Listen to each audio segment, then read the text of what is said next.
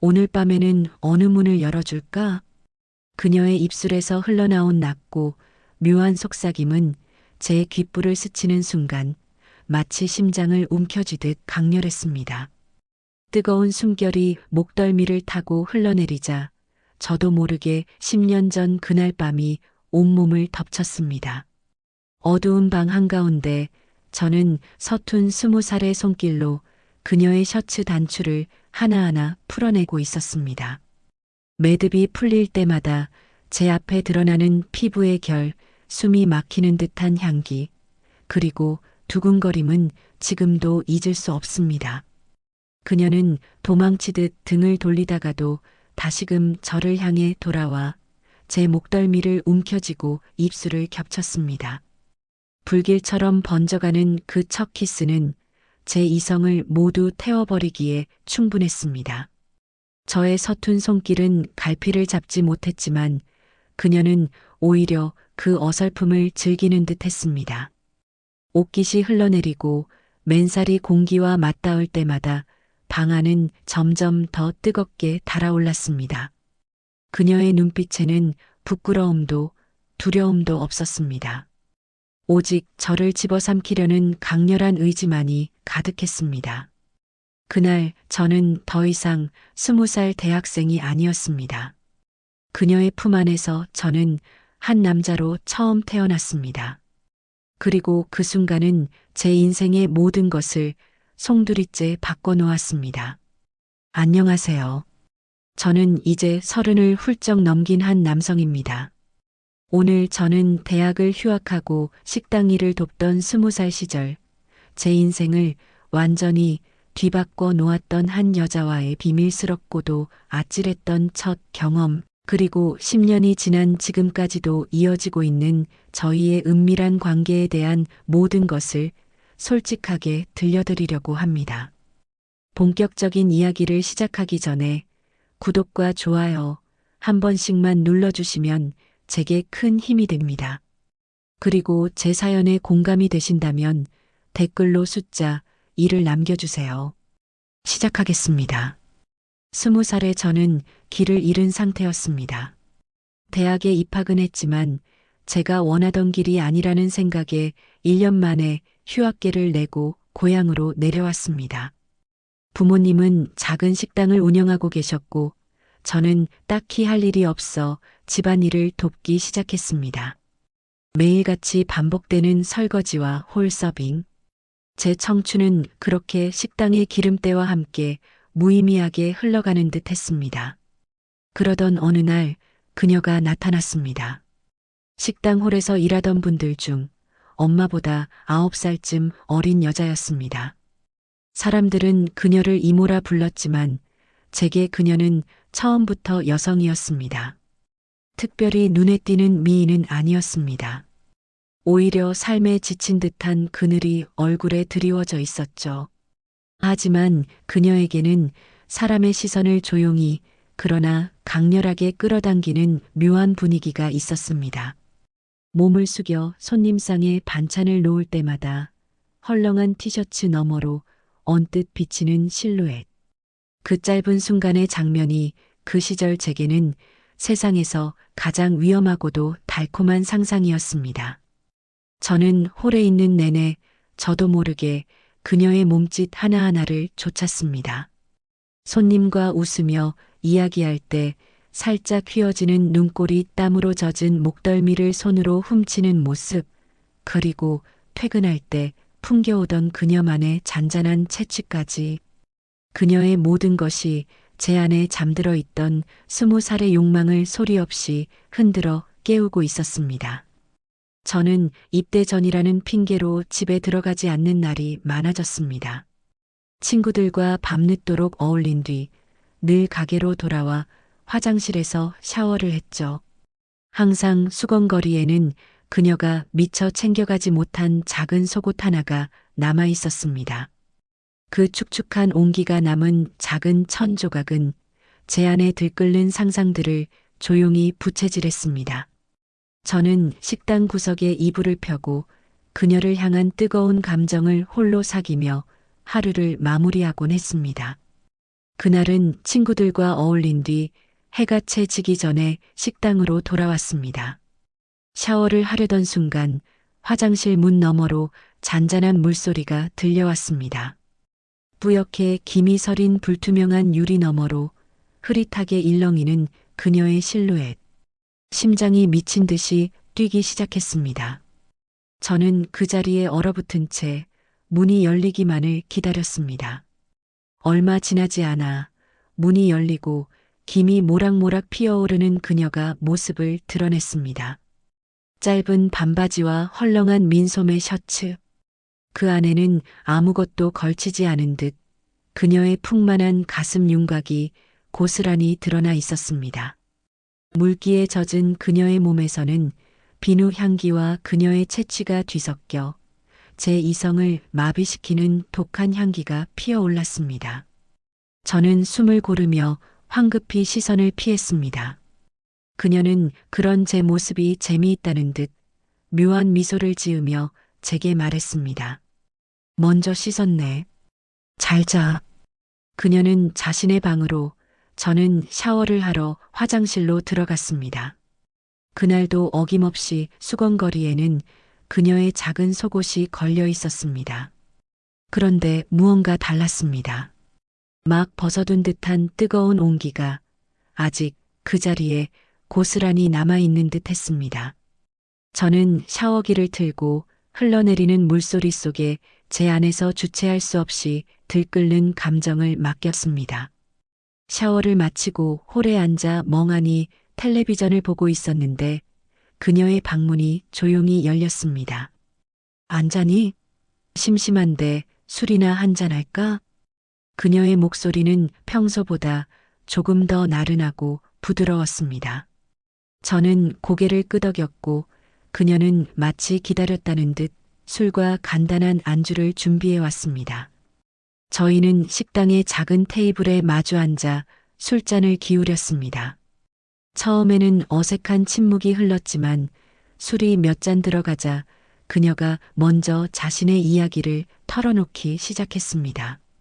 아주 어린 나이에 멋모르고 결혼을 했고 남편의 폭력을 견디다 못해 이혼하고 지금은 홀로 지낸다는 이야기였습니다. 담담하게 말하는 그녀의 목소리 속에는 그녀가 혼자서 감당해야 했을 깊은 외로움과 상처가 배어 있었습니다. 저는 그녀의 이야기에 귀를 기울이며 그녀의 술잔이 빌 때마다 조용히 채워주었습니다. 어느새 저희는 단순한 동료가 아닌 서로의 아픔을 공유하는 사이가 되어 있었습니다. 그렇게 1시간쯤 흘렀을까? 그녀가 하품을 하며 말했습니다. 졸리네. 이제 자야겠다. 그녀는 자리에서 일어나 자신의 방으로 향하다가 문득 저를 돌아보며 말했습니다.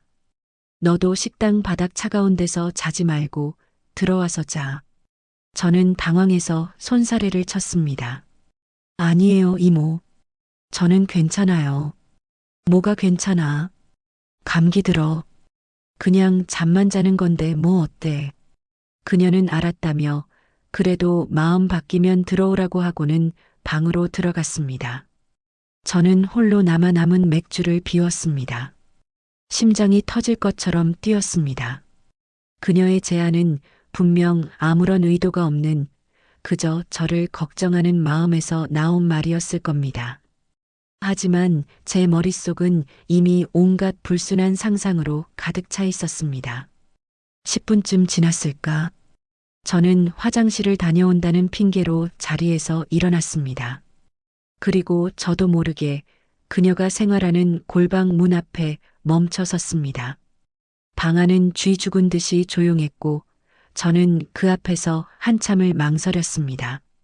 돌아가야 한다는 것을 머리로는 알고 있었지만 제 발은 떨어지지 않았습니다. 마치 방 안에서 무언가가 저를 강하게 끌어당기고 있는 것 같았습니다.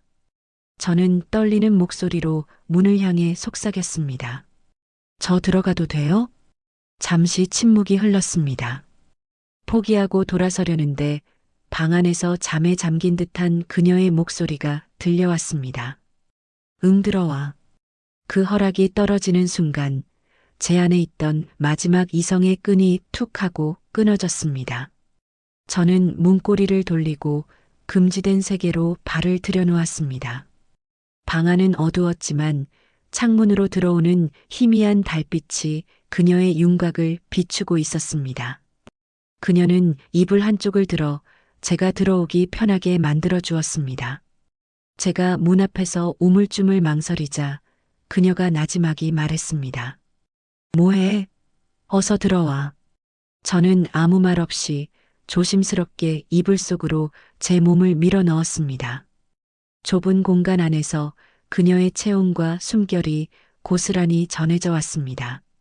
그녀는 저를 토닥이듯 등을 두드리며 잘 자라고 말했지만 제 몸은 이미 감정을 숨기지 못한 채 반응하고 있었습니다. 저는 이불을 목 끝까지 뒤집어 쓴 채 조용히 누워 있을 수밖에 없었습니다. 얼마나 시간이 흘렀을까? 조심스럽게 고개를 돌려 옆을 보니 그녀는 제 쪽으로 몸을 돌린 채 조용히 잠들어 있었습니다. 입술은 살짝 벌어져 있었고 숨결이 일정하게 고요했습니다. 시선을 아래로 내리자 헐렁한 옷 사이로 겹쳐진 가슴의 곡선이 포개져 그 중간에 시선을 머물게 하는 위태로운 틈이 드러나 있었습니다. 무언가 해보고 싶은 마음은 분명 있었지만 저는 그저 옆에 누워 그녀의 모습을 지켜보기만 했습니다. 술기운이 올라오며 결국 저도 모르게 순간 잠이 들어버렸습니다. 꿈속에서 저는 그녀와 뒤엉켜 있었습니다. 그녀의 부드러운 살결, 뜨거운 숨결, 그 감각이 너무나도 선명해서 잠에서 깨어났을 때 이불 안은 이미 조용히 젖어 있었습니다. 옆으로 시선을 돌렸습니다. 그녀의 자세가 아까보다 꽤 흐트러져 있었습니다. 헐렁한 민소매 셔츠 아래 겹쳐진 곡선은 더 뚜렷해졌고 그 끝자락 어디쯤에선가 마치 숨겨진 경계가 드러날 듯한 위태로움이 있었습니다. 저는 조심스럽게 손끝을 들어 그녀의 가슴 위로 아주 살짝 손을 얹었습니다. 손바닥으로 감싸쥐고 싶은 충동이 있었지만 그건 감히 넘지 못할 선처럼 느껴졌습니다. 그래서 저는 닿을 듯 말 듯 손톱 끝으로만 그 부드러운 경계를 따라 천천히 움직였습니다. 어디쯤에선가 작은 떨림 같은 감촉이 제 손끝에 살짝 스쳤습니다. 저는 숨을 죽인 채 그 자리만 조심스럽게 다시 더듬었습니다. 그때 그녀 역시 잠에서 깨어 저를 바라보고 있다는 것을 알게 되었습니다. 어둠 속에서도 그녀의 눈빛은 선명하게 빛나고 있었습니다.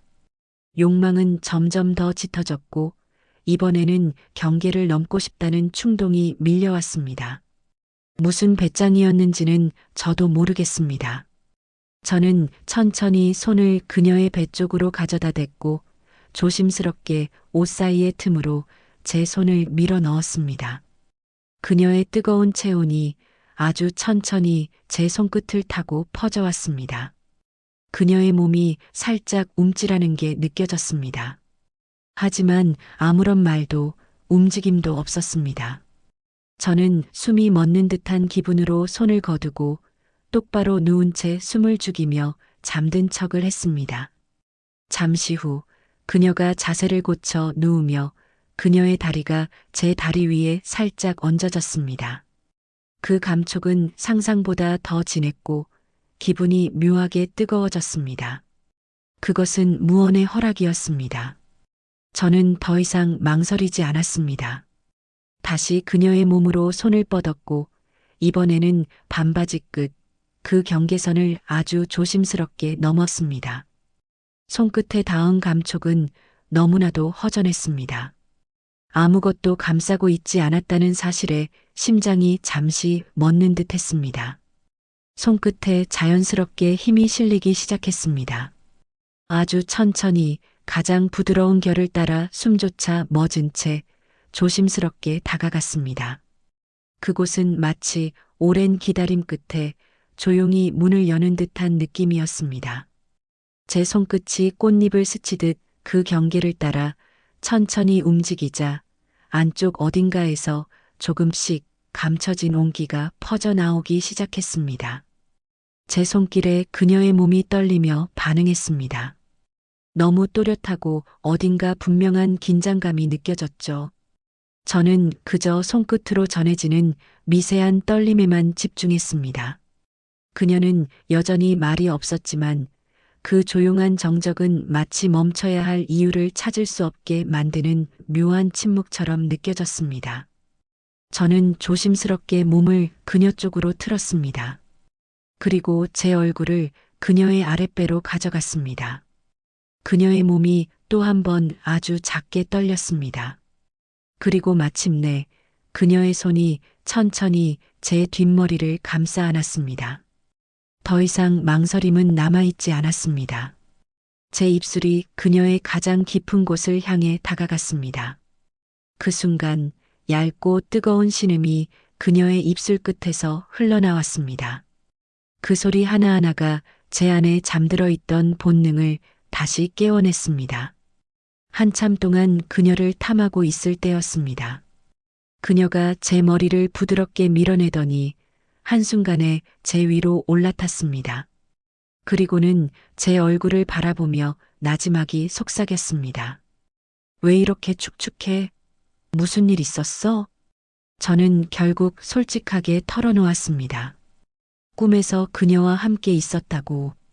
제 고백에 그녀는 전혀 당황한 기색 없이 핏하고 웃으며 고개를 기울였습니다. 그렇게 된 게 나 때문이면 나도 가만히 있으면 안 되겠네. 그녀는 제 눈을 마주친 뒤 말없이 고개를 숙였습니다.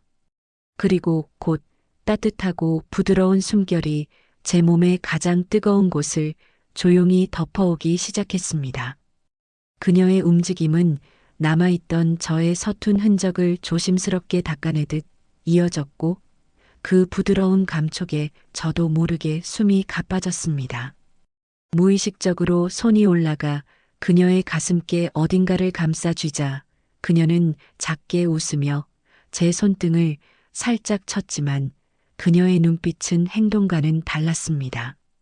저도 무언가 해주고 싶다는 마음에 그녀의 팔을 끌어당겼습니다. 그러자 그녀는 말없이 제 가슴을 밀치더니 다시 제 위로 올라탔습니다.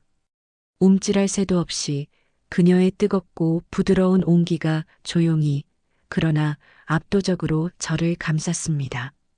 그 감촉은 말로 표현할 수 없을 만큼 깊고 정신이 아찔했습니다. 심장이 그대로 멎는 줄 알았습니다. 그녀는 고개를 푹 숙인 채 제 어깨에 이마를 대고 숨을 고르더니 낮고 단호한 목소리로 속삭였습니다. 먼저 건드린 건 너야. 그러니까 가만히 있어. 그 말이 끝나기도 전에 그녀의 움직임이 조용히 시작됐습니다. 제 위에 앉은 그녀는 마치 오랜 시간 감춰뒀던 리듬을 꺼내듯 천천히 그러나 놀라울 만큼 매혹적인 흐름으로 몸을 흔들기 시작했습니다. 저는 그저 숨을 삼킨 채 무엇을 해야 할지 몰랐습니다. 그녀는 말없이 제 손을 잡더니 조심스럽게 자신을 향해 이끌었습니다.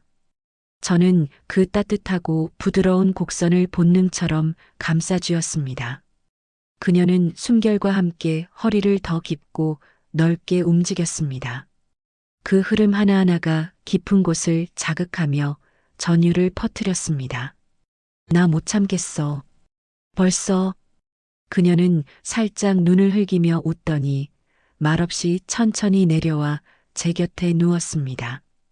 그리고는 저를 감싸며 마지막 흐름을 천천히 이끌었습니다. 참아왔던 숨결이 터지고 억눌려 있던 감정이 한순간에 무너졌습니다. 모든 것이 잔잔해진 후 그녀는 조용히 남아있는 흔적들을 닦아내며 다시 제게 다가와 낮게 속삭였습니다.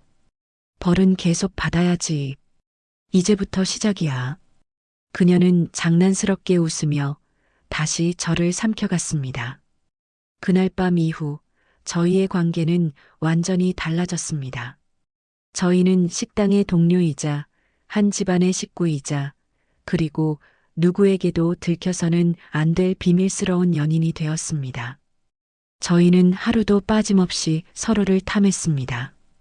가게 문을 닫고 모두가 돌아간 뒤 식당의 작은 방은 저희만의 뜨거운 공간이 되었습니다. 그녀는 제게 사랑을 가르쳐 주었습니다. 20살의 저는 그녀의 가르침을 스펀지처럼 빨아들였고 하루가 다르게 남자로서 성장해 갔습니다. 가게가 쉬는 날이면 저희는 진짜 연인처럼 데이트를 했습니다. 영화를 보고 공원을 걷고 맛있는 음식을 먹었습니다. 그녀의 얼굴에는 날이 갈수록 생기가 돌았습니다. 어둡던 그녀의 얼굴에 웃음이 피어났고 그녀는 다시 여자로서의 아름다움을 되찾아갔습니다. 반면에 저는 그녀에게 빠져들수록 점점 더 초췌해져 갔습니다. 부모님은 제가 친구들과 어울리느라 그런 줄 아셨지만 저는 차마 진실을 말할 수 없었습니다. 하지만 모든 것에는 끝이 있는 법. 제 입대 날짜가 다가오고 있었습니다. 저희는 애써 그 사실을 외면했지만 이별의 시간은 어김없이 저희를 찾아왔습니다. 입대 전날 밤 저희는 마지막이 될지도 모를 밤을 함께 보냈습니다. 저희는 말없이 서로를 안고 또 안았습니다. 서로의 몸에 그리고 마음에 서로의 흔적을 깊이 새기려는 듯이 다음 날 아침 저는 그녀를 뒤로하고 훈련소로 향했습니다. 이것으로 모든 것이 끝이라고 생각했습니다. 아프지만 아름다웠던 20살의 여름밤의 꿈이었다고. 그렇게 10년이라는 세월이 흘렀습니다. 저는 군대를 제대하고 대학을 졸업하고 다른 일을 하다가 결국 부모님의 식당을 물려받게 되었습니다. 이제 저는 어엿한 식당의 사장이 되었습니다. 그리고 그녀는 여전히 그 식당에서 제 곁을 지키고 있습니다. 10년의 세월이 흘렀지만 그녀는 여전히 아름다웠습니다. 아니, 예전보다 더 깊고 그윽한 아름다움을 품고 있었죠. 저희는 지난 10년간 단 한 번도 서로의 관계에 대해 이야기한 적이 없었습니다. 그녀는 제게 든든한 동업자이자 파트너였고 저는 그녀에게 듬직한 사장님이었습니다. 그러던 어느 날 밤이었습니다. 가게 마감을 하고 직원들이 모두 돌아간 뒤 저희 둘만 남았을 때였습니다. 저희는 말없이 함께 가게를 정리했습니다. 10년 전 그날처럼 저희 사이에는 묘한 긴장감이 흘렀습니다. 정리를 마치고 제가 가게 문을 잠그려는데 그녀가 제 등 뒤에서 조용히 저를 끌어안았습니다. 그리고는 제 귓가에 10년 전 그 목소리 그대로 나지막이 속삭였습니다. 오늘 밤에는 어느 문을 열어줄까? 그 순간 멈춰있던 저희의 시간이 다시 흐르기 시작했습니다. 저희의 비밀스러운 관계는 끝나지 않았습니다. 그것은 10년이라는 세월을 뛰어넘어 더욱 깊고 단단해진 채 지금도 계속되고 있습니다. 그녀의 속삭임은 10년의 세월을 단숨에 뛰어넘는 주문과도 같았습니다. 20살의 풋내기였던 저는 이제 식당을 책임지는 30의 남자가 되었지만 그녀의 뜨거운 숨결 앞에서는 여전히 어쩔 줄 모르는 소년이었습니다. 그녀의 이름은 지연이었습니다. 저는 이제 더 이상 그녀를 이모나 누나가 아닌 온전한 그녀의 이름으로 부르고 싶었습니다. 저는 천천히 그녀를 향해 몸을 돌렸습니다. 어두운 식당 안 희미한 비상등 불빛 아래 그녀의 눈동자가 젖은 채 빛나고 있었습니다. 저희는 아무 말 없이 서로를 바라보았습니다. 수많은 말이 눈빛으로 오갔습니다. 그리웠다는 말, 보고 싶었다는 말, 그리고 아직도 당신을 원한다는 말까지. 제가 먼저 그녀의 입술을 찾았습니다. 10년 전의 서툰 입맞춤과는 달랐습니다. 그동안 서로의 마음속에 쌓아두었던 그리움과 욕망이 한꺼번에 터져나오는 격렬하고도 애틋한 입맞춤이었습니다. 그날 밤 저희는 10년 전 저희의 비밀 공간이었던 작은 골방으로 향했습니다. 모든 것이 그대로였습니다. 낡은 이불, 작은 창문, 그리고 그 안에 배어 있는 저희의 짙은 추억까지. 저희는 서로의 옷을 거칠게 벗겨내렸습니다. 10년의 세월은 저희의 몸에 희미한 흔적들을 남겼지만 서로를 향한 갈망은 조금도 변하지 않았습니다. 오히려 더욱 깊고 진해져 있었죠. 그녀가 제 단단해진 가슴을 쓸어내리며 속삭였습니다. 몸, 더 좋아졌네. 저는 대답 대신 그녀의 부드러운 살결을 탐했습니다.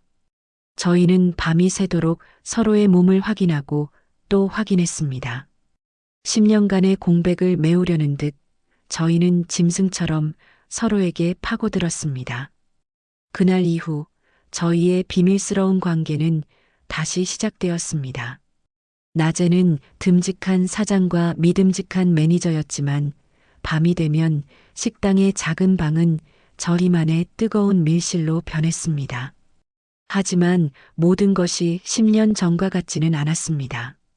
가장 큰 변화는 지연의 전 남편, 그 인간이 다시 그녀의 주변을 맴돌기 시작했다는 것입니다. 그는 10년 전 그녀에게 폭력을 휘두르고 그녀의 모든 것을 빼앗아갔던 남자였습니다. 어디서 소문을 들었는지 그녀가 저희 식당에서 안정적으로 일하며 잘 지낸다는 것을 알고는 다시 돈을 요구하기 시작했습니다. 어느 날 저녁 가게 마감 시간쯤 그가 술에 취해 식당으로 들이닥쳤습니다. 그는 다짜고짜 지연의 팔을 붙잡고 소리쳤습니다. 아, 너 여기서 편하게 일하니까 좋냐? 내가 어떻게 사는지 알기나 해? 당장 돈 내놔. 저는 즉시 달려가 그의 손을 뿌리치고 그녀를 제 등 뒤로 숨겼습니다. 무슨 짓입니까? 당장 여기서 나가세요. 그는 저를 위아래로 훑어보더니 비릿한 미소를 지었습니다. 내 놈이구나. 우리 마누라 홀려서 등골 빼먹는 놈이. 말 함부로 하지 마시죠. 이분은 당신 아내가 아닙니다. 그가 비웃으며 말했습니다. 뭐? 하하. 야, 지연아. 너 이놈한테는 아직 말 안 했나 보네. 우리가 왜 이혼했는지, 그리고 우리 사이에 뭐가 있는지. 그의 의미심장한 말에 저는 순간 얼어붙었습니다. 지연의 얼굴은 하얗게 질려 있었습니다. 그가 떠나고 난 뒤 저는 그녀에게 물었습니다. 그가 한 말이 무슨 뜻이냐고. 그녀는 아무 말도 하지 못하고 그저 눈물만 흘릴 뿐이었습니다. 그날 밤 저희 사이에는 처음으로 차가운 벽이 생긴 것만 같았습니다. 그날 이후 지연은 저를 피하는 듯 했습니다. 밤이 되어도 저희의 밀실은 굳게 닫혀 있었고 그녀는 제 눈을 똑바로 쳐다보지 못했습니다. 우리 사이에 뭐가 있는지 전 남편의 그 말이 독처럼 제 머릿속을 맴돌았습니다. 저는 미칠 것 같았습니다. 그녀와 전 남편 사이에 제가 모르는 비밀이 있다는 사실이 저를 괴롭혔습니다. 온갖 끔찍한 상상이 제 머릿속을 헤집었습니다. 혹시 두 사람이 아직도 관계를 정리하지 못한 것은 아닐까? 아니면 나 몰래 돈이라도 보내주고 있었던 걸까? 의심은 꼬리에 꼬리를 물고 자라났습니다. 며칠 뒤 저는 가게 금고에서 돈이 조금씩 비는 것을 발견했습니다. 큰 금액은 아니었지만 분명 장부와 맞지 않았습니다. 저는 그녀를 의심하고 싶지 않았지만 모든 정황이 그녀를 가리키고 있었습니다. 그날 밤 저는 결국 참지 못하고 그녀를 추궁했습니다. 솔직하게 말해줘요. 그 사람이랑 아직도 만나요? 가게 돈 당신이 가져간 거 맞죠? 제 말에 그녀의 눈동자가 심하게 흔들렸습니다. 그녀는 아무 말도 하지 않았습니다. 그 침묵이 제게는 긍정의 의미로 다가왔습니다. 배신감에 온몸이 부들부들 떨렸습니다. 어떻게 나한테 이럴 수가 있어? 내가 당신을 얼마나 믿었는데. 저는 이성을 잃고 그녀에게 소리쳤습니다. 그녀는 눈물을 뚝뚝 흘리며 제게 말했습니다. 미안해, 정말 미안해. 하지만 그런 거 아니야. 제발 나 좀 믿어줘. 하지만 저는 그녀의 말을 믿을 수 없었습니다.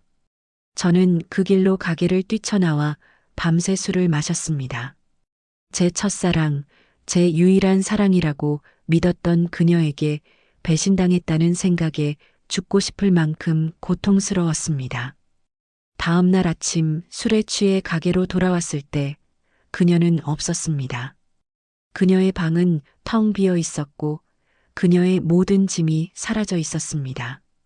그녀는 쪽지 한 장 남기지 않고 제게서 또다시 사라져버린 것입니다. 저는 그 자리에 주저앉아 한참을 울었습니다.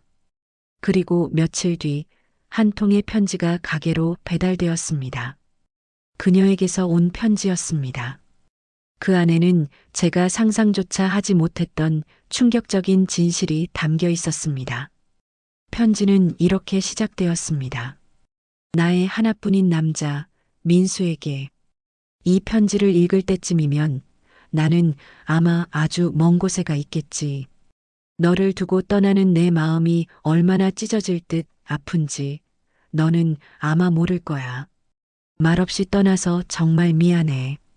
하지만 이렇게라도 하지 않으면 너와 나의 인생이 모두 망가질 것만 같았어. 저는 떨리는 손으로 편지를 계속 읽어 내려갔습니다. 내가 묻던 그 인간과의 비밀. 이제는 말해줄게. 그 인간과 나 사이에는 아이가 하나 있었어. 내가 군대에 가고 얼마 지나지 않아 그 인간이 나를 찾아왔어. 이혼했지만 혼자 사는 여자를 그냥 내버려 두지 않더군. 그날 밤 나는 그 짐승에게 또다시 끔찍한 일을 당했고 원치 않는 아이를 갖게 되었어. 저는 숨을 쉴 수가 없었습니다. 그녀가 그런 끔찍한 일을 겪는 동안 저는 아무것도 모른 채 훈련소에서 편안하게 잠을 잤다는 죄책감에 온몸이 떨려왔습니다. 나는 아이를 지울 수 없었어. 그래서 너에게도 세상에게도 이 사실을 숨긴 채 홀로 아이를 낳아 길렀단다. 내 딸 수진이. 그 아이가 내 삶의 유일한 희망이었어. 그 인간은 수진이를 빌미로 평생 나를 협박하며 돈을 뜯어갔어. 가게 금고에 손을 댄 것도 사실이야. 하지만 그건 내 딸을 지키기 위한 어쩔 수 없는 선택이었어. 미안해, 민수야. 너를 속여서 정말 미안해. 모든 것이 제 오해였습니다. 그녀는 저를 배신한 것이 아니었습니다. 홀로 끔찍한 비밀을 감당하며 제게 짐이 되지 않기 위해 모든 것을 혼자 짊어지고 있었던 것입니다. 그 인간이 우리 관계를 눈치챘어. 너와 내 딸 수진이를 가만두지 않겠다고 협박하더구나. 나는 더 이상 너와 내 딸을 위험에 빠뜨릴 수 없었어. 그래서 떠나는 거야. 나를 찾지 마. 그리고 부디 나를 잊고 행복하게 살아줘. 내 인생에 너라는 빛을 선물해줘서 정말 고마웠어. 사랑한다. 내 처음이자 마지막 남자야. 편지를 다 읽었을 때 제 손은 눈물로 축축하게 젖어 있었습니다. 저는 바보였습니다. 그녀를 믿어주지 못하고 상처만 준 멍청한 놈이었습니다. 저는 당장 그녀를 찾아 나서야겠다고 결심했습니다. 하지만 어디로 가야 할지 막막했습니다. 그때 식당으로 한 여자가 저를 찾아왔습니다. 저와 비슷한 또래로 보이는 어딘가 모르게 그녀를 닮은 여자였습니다. 혹시 이민수 사장님 되십니까? 네, 그런데요. 제 이름은 수진이에요. 저희 엄마 혹시 어디 계신지 아세요? 그녀의 딸 수진이었습니다. 수진 씨는 어머니와 며칠째 연락이 닿지 않아 마지막으로 일했던 이곳으로 찾아왔다고 했습니다. 저는 그녀에게 모든 것을 털어놓았습니다. 저희의 관계부터 그녀의 아버지가 저지른 만행까지. 수진 씨는 눈물을 흘리며 모든 이야기를 들었습니다. 역시 그 인간 때문이었군요. 수진 씨는 오래전부터 아버지가 어머니를 괴롭혀왔다는 사실을 알고 있었다고 합니다. 하지만 어머니는 딸에게 걱정을 끼치기 싫어 늘 괜찮다고만 말해왔다는 것이었습니다. 저희는 함께 그녀를 찾아 나서기로 했습니다. 저희가 유일하게 기댈 수 있는 단서는 그녀가 편지에 남긴 아주 먼 곳이라는 말이었습니다. 저희는 그녀가 어린 시절을 보냈던 고향 마을부터 찾아보기로 했습니다. 며칠을 수소문한 끝에 저희는 강원도의 한 작은 시골 마을에서 그녀의 흔적을 찾을 수 있었습니다. 그녀는 마을의 작은 암자에서 지내고 있었습니다. 저희가 암자를 찾아갔을 때 그녀는 텃밭에서 밭을 메고 있었습니다. 저희를 발견한 그녀의 눈이 동그래졌습니다. 그녀는 수진 씨를 보자마자 그 자리에 주저앉아 오열했습니다. 수진아, 내 딸. 엄마. 두 모녀는 서로를 부둥켜 안고 한참을 울었습니다. 그 모습을 지켜보는 제 마음도 찢어질 듯 아팠습니다.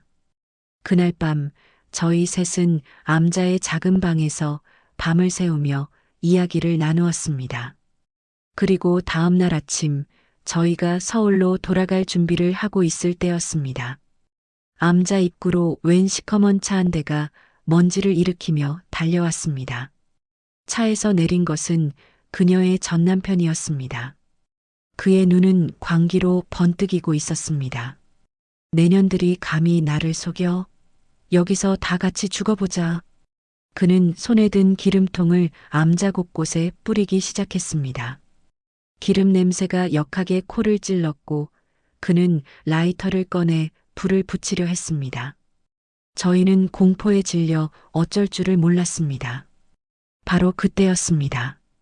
제가 그의 앞을 막아서며 소리쳤습니다. 그만둬. 당신이 원하는 건 돈이잖아. 내가 다 줄게. 제발 이 사람들만은 건드리지 마. 제 말에 그가 잠시 주춤했습니다. 저는 그 틈을 놓치지 않고 그에게 달려들어 몸싸움을 벌였습니다. 저희가 뒤엉켜 싸우는 사이 그가 들고 있던 라이터가 바닥으로 떨어졌습니다. 불꽃이 기름 위로 옮겨 붙는 것은 한순간이었습니다. 암자는 순식간에 화염에 휩싸였습니다. 뜨거운 열기가 저희를 덮쳤고 저는 수진 씨와 그녀를 데리고 필사적으로 밖으로 빠져나왔습니다. 하지만 그는 미처 빠져나오지 못했습니다. 그는 자신이 지른 불길 속에서 마지막까지 저희를 향해 저주를 퍼부으며 한 줌의 재로 변해갔습니다. 모든 악몽이 끝났습니다. 저희는 불타는 암자를 뒤로하고 서울로 돌아왔습니다. 그녀의 전 남편은 자신의 죄에 대한 대가를 치렀고 저희는 비로소 과거의 굴레에서 벗어날 수 있었습니다. 저는 그녀와 수진 씨에게 함께 살자고 제안했습니다. 그녀는 처음에는 망설였지만 딸의 설득에 결국 제 제안을 받아들였습니다. 저희는 식당 근처에 작은 집을 얻어 세 식구의 새로운 삶을 시작했습니다. 낮에는 식당에서 함께 땀 흘려 일하고 저녁이면 함께 저녁을 먹으며 소소한 행복을 나누었습니다. 밤이 되면 저희는 더 이상 비밀스러운 골방이 아닌 저희만의 아늑한 침실에서 서로의 사랑을 확인했습니다. 수진 씨는 저희의 관계를 진심으로 응원해 주었습니다.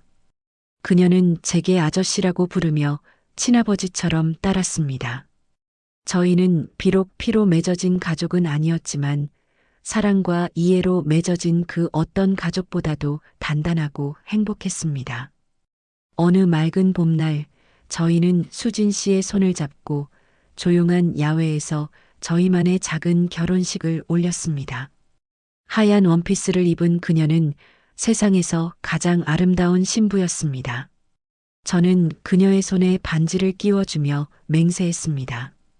평생 당신만을 사랑하고 당신과 당신의 딸을 내 목숨보다 더 소중히 여기겠소. 그녀는 눈물을 흘리며 제 품에 안겼습니다. 그렇게 저희는 진짜 가족이 되었습니다. 돌이켜보면 저희의 시작은 참으로 위태롭고 금지된 것이었습니다. 하지만 그 모든 시련을 이겨내고 저희는 비로소 온전한 사랑을 찾을 수 있었습니다. 결혼 후 저희 세 식구의 삶은 평온 그 자체였습니다. 식당은 나날이 번창했고 수진이는 대학을 졸업하고 번듯한 회사에 취직했습니다. 저와 제 아내, 지연은 이제 식당 일을 아랫사람들에게 맡기고 서로에게 집중하며 늦게 찾은 행복을 만끽했습니다. 하지만 행복이 너무 크면 시샘을 받는 걸까요? 지연의 얼굴에 드리워졌던 그늘이 다시 드리워지기 시작했습니다. 그녀는 밤마다 악몽에 시달렸고 가끔 멍하니 허공을 바라보며 깊은 생각에 잠기곤 했습니다. 제가 걱정스럽게 물었습니다. 여보, 무슨 일 있어? 왜 그래? 그녀는 애써 웃으며 고개를 저었습니다. 아니야, 아무것도. 그냥 요즘 좀 피곤해서 그래. 저는 그녀의 말을 믿지 않았습니다.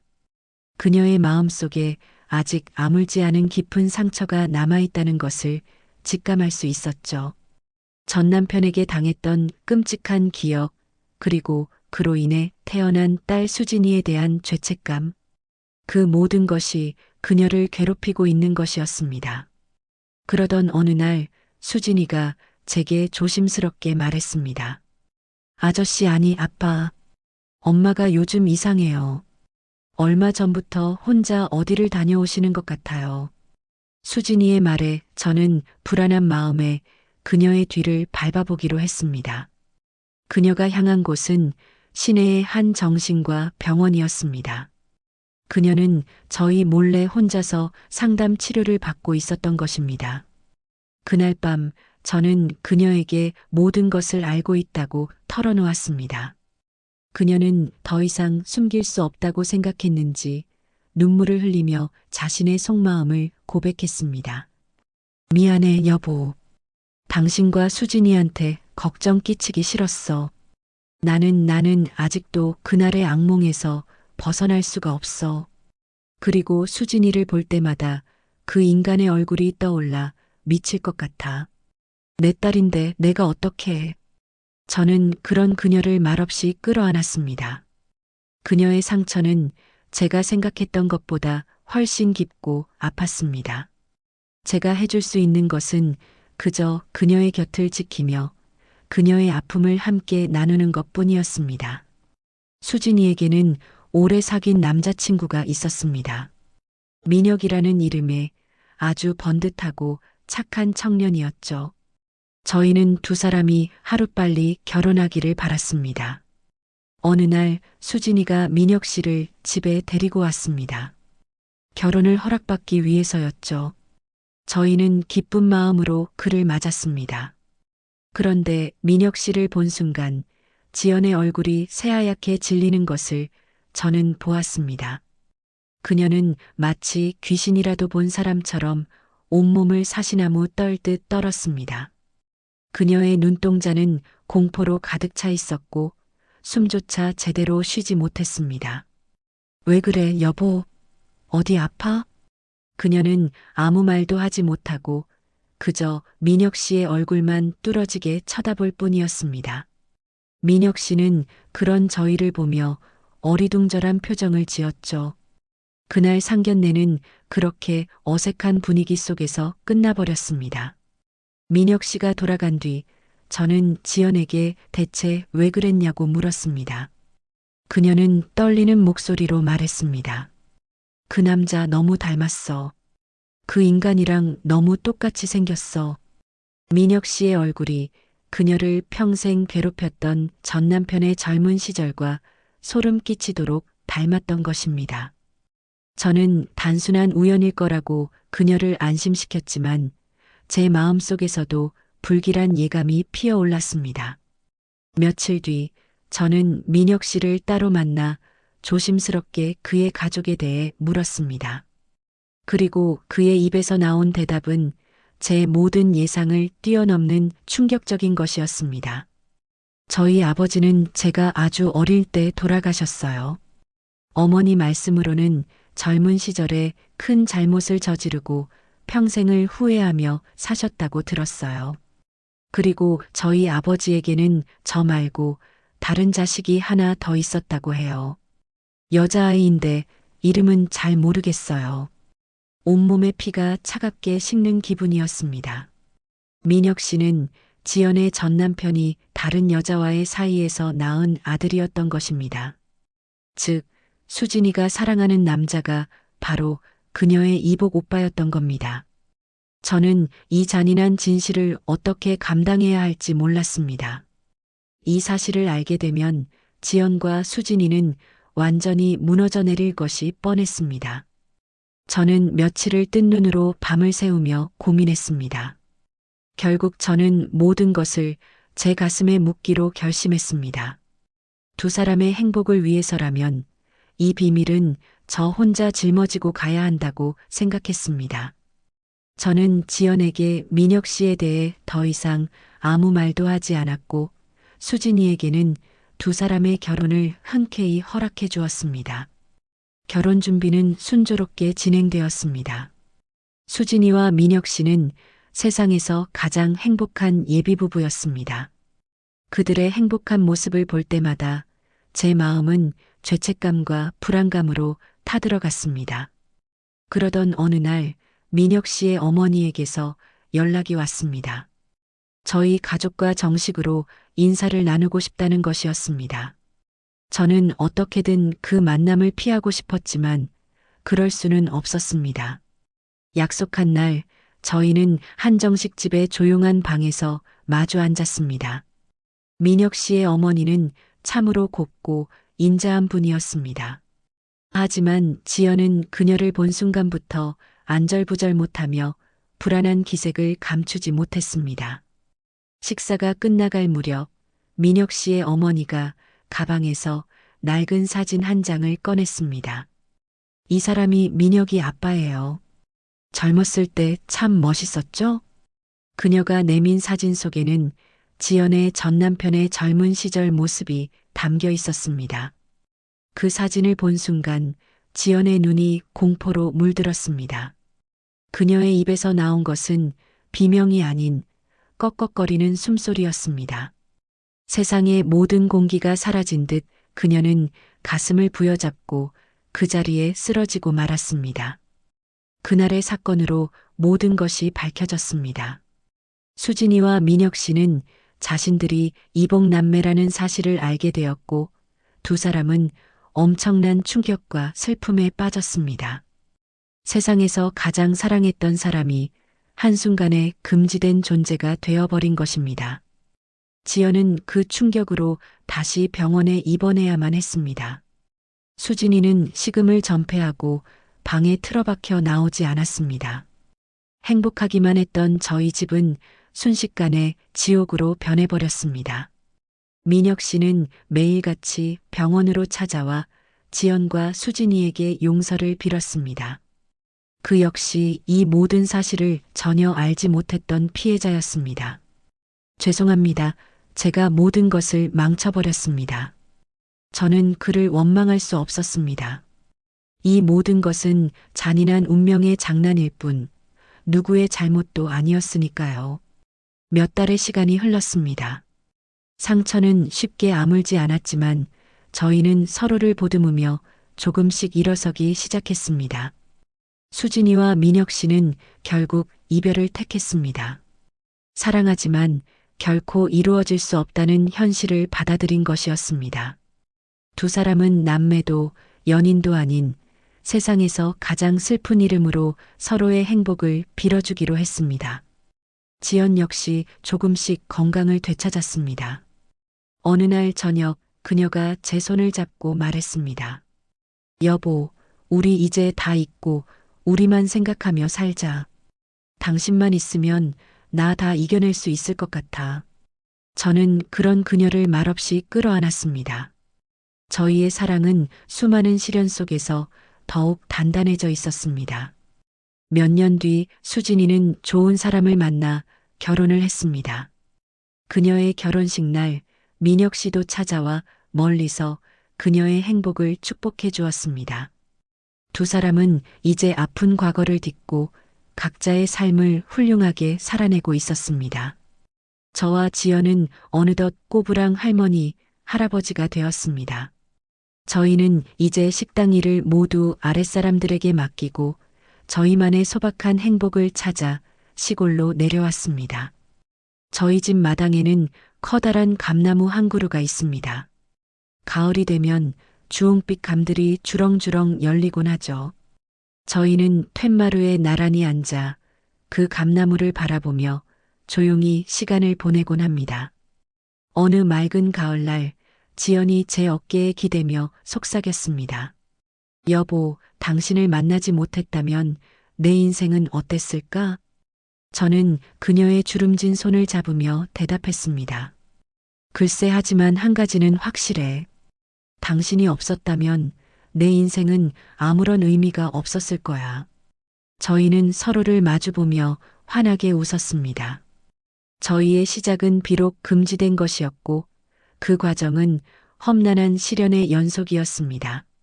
하지만 그 모든 것을 이겨낸 지금 저희는 세상에서 가장 행복한 노부부가 되었습니다. 오늘 제 이야기 잘 들으셨나요?